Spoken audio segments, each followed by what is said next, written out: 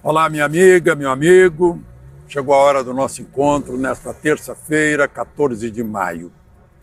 Em 1755, Lisboa sofreu um terrível terremoto. Cidade totalmente destruída pelo tremor de terra, pelo fogo, pela água. Aí surgiu um líder que uniu o povo em torno da reconstrução. E ele está imortalizado aí atrás de mim, nesse monumento. O Marquês de Pombal. No mundo inteiro, depois de crises, os líderes unem o povo para a reconstrução. Depois da Segunda Guerra Mundial, a Inglaterra teve Churchill, a França teve De Gaulle, a Alemanha teve Adenauer. E depois da catástrofe do Rio Grande do Sul, teremos um líder que una o povo para a reconstrução? Não esqueça de se inscrever e ao final de deixar o gostei ou não gostei.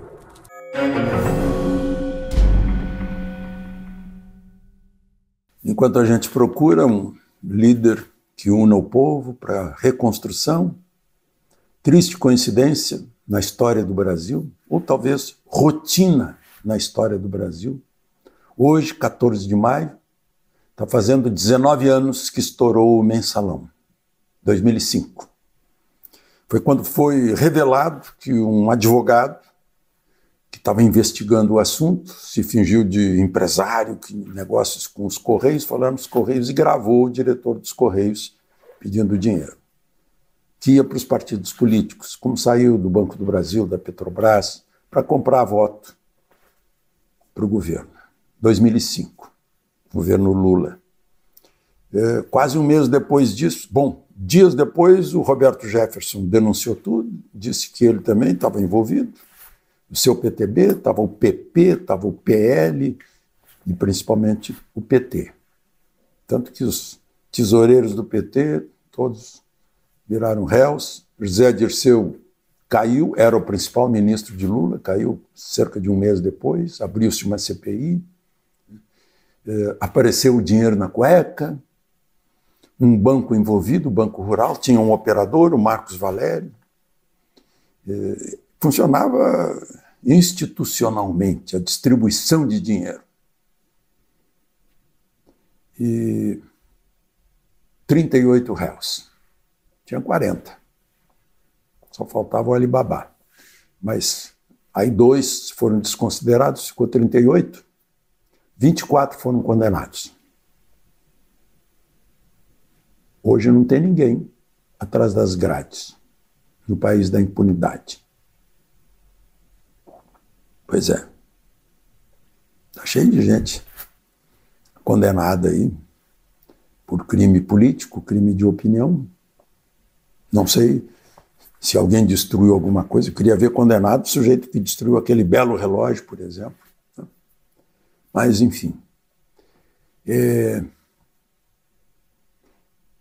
19 anos depois, a gente vê que essa história já tem maioridade. Com apoio de muita gente que põe o voto lá concordando com isso.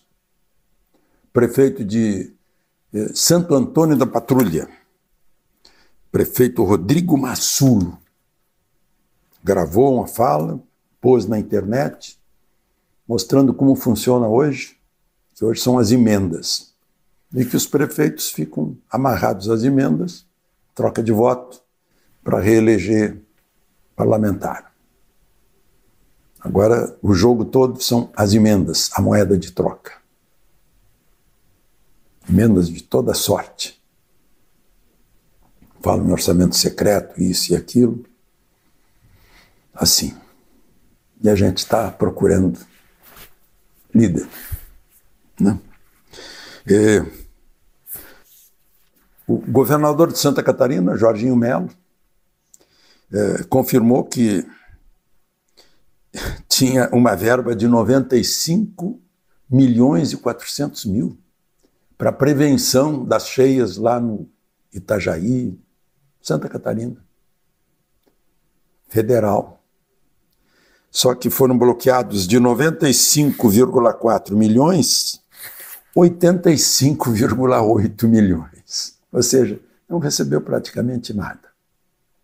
Mesmo assim, ele anunciou, parece que estava adivinhando o que eu tenho falado todos os dias.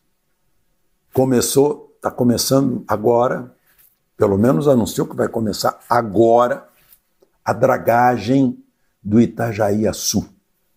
Tira todo o entulho que está no fundo e as águas escorrem na calha do rio, como quando a gente tira as folhas das calhas da nossa casa. Isso é que é preciso ser feito, né?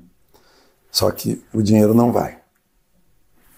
O dinheiro não chega, mas ele vai fazer. Aliás, dinheiro vai, dinheiro vem.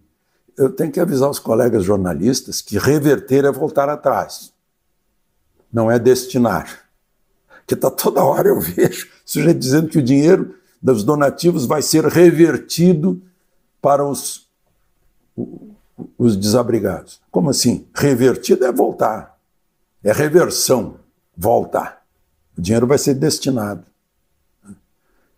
Vai ser revertido aos desabrigados se pegar o bandido que roubou dinheiro dos desabrigados. Aí vai ser revertido. Aí vai voltar para eles.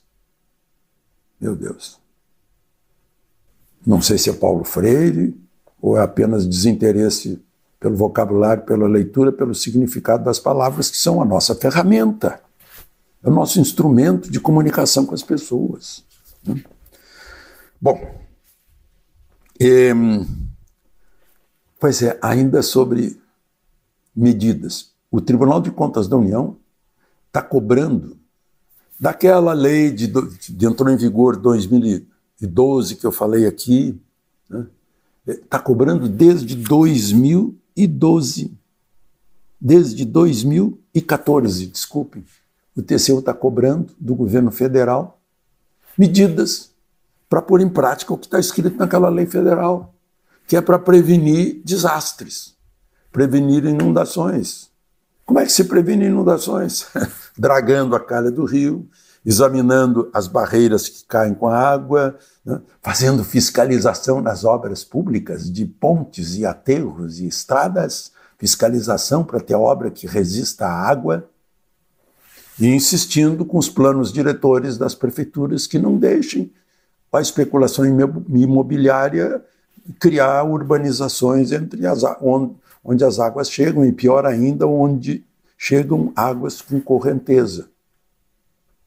Ficam culpando o clima, é para a gente se aliviar da culpa. E a nossa culpa é a falta de obras, a falta de medidas preventivas. Porque isso é cíclico. Eu já disse aqui, eu já vi uma enchente igual em 1941, provavelmente foi a mesma água. Só que não tinha gente morando na várzea, né? Só que o rio não estava tão assoreado, né? Aliás, eu vi a ministra do Meio Ambiente falando sobre essas teorias, né?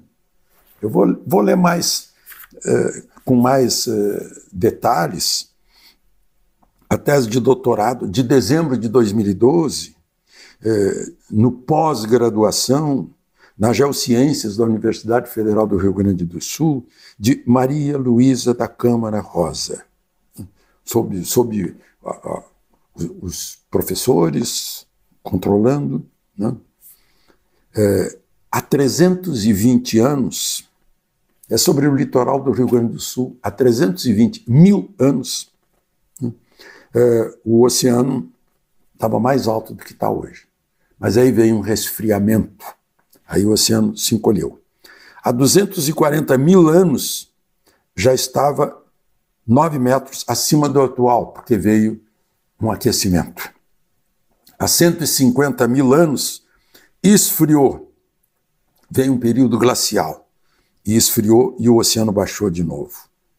Há 120 mil anos as geleiras derreteram e o mar ficou 8 metros acima do nível de hoje, né? Mas depois, de novo, veio o esfriamento. Há 18 mil anos, o mar estava 120 metros abaixo do nível atual. Depois veio um aquecimento e há 6 mil anos o mar estava 3 metros acima do nível atual. Naquela época, A Terra tinha 5, 6 milhões de habitantes. Então, e antes não tinha 320 mil anos, lá por 240 mil anos começaram, de certo, a aparecer hominídeos, alguns primatas, a coisa assim, né? Mas não somos os responsáveis, é o Sol que é o responsável. Agora, nós somos responsáveis pela não dragagem dos rios, ou por uma parte do assoreamento, é a responsabilidade nossa, né? As construções em lugares indevidos também são responsabilidade nossa. E a falta de aviso de chuvas, e a falta de alertas de movimentação de pessoas e de águas, também, isso é responsabilidade nossa. Essa responsabilidade que o Tribunal de Contas da União está cobrando, porque, afinal, fizeram uma lei que promete mundos e fundos para evitar desastres naturais. Não vão ser evitados, mas as consequências podem ser diminuídas, né? Podem ser atenuadas. Bom, mas o governo, a reação do governo, temos que calar a boca de quem está criticando, né? Aí fez um inquérito, né, para... O governo alega, e eu não acredito, né, alega que a crítica ou a fake news, seja lá o que for, prejudica a Força Aérea Brasileira, o Exército Brasileiro e a Polícia Rodoviária Federal. Sinto muito. O Exército Brasileiro, a Força Aérea e a Polícia Federal não são assim. Eles não ficam impressionados com crítica. Eles trabalham mais com crítica, para mostrar que a crítica está errada. Eles têm brio.